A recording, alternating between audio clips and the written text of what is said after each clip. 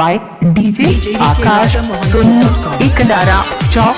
Mobile number है 9556402285।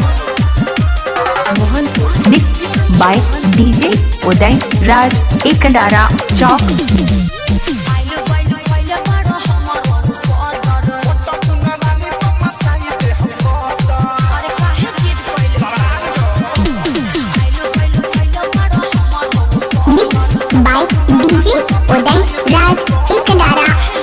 Mobile number 79985।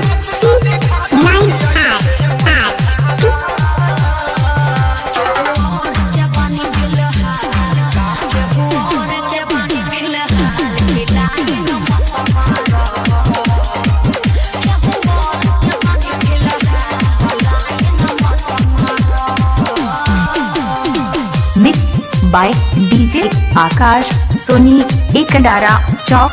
Mobile number है 9556402285।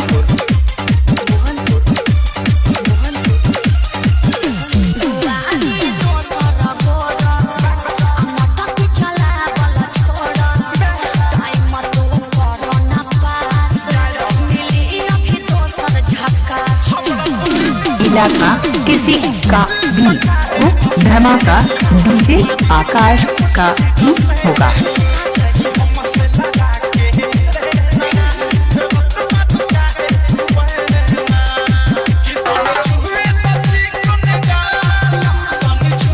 DJ Akash सोनी।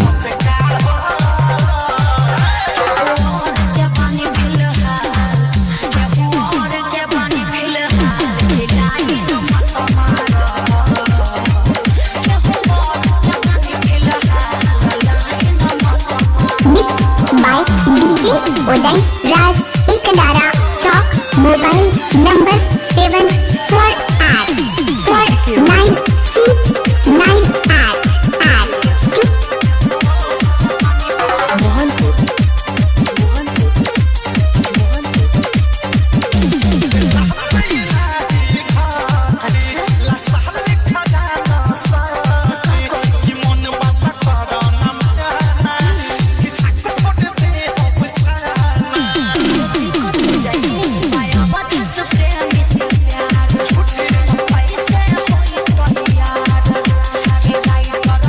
DJ Akash सोनी।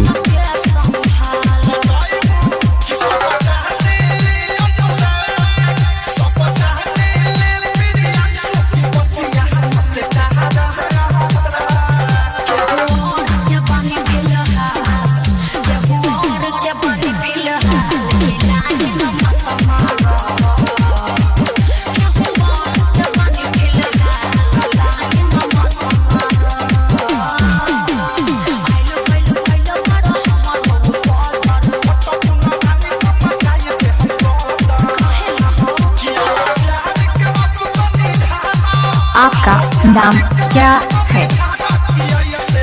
DJ Akash सोनी।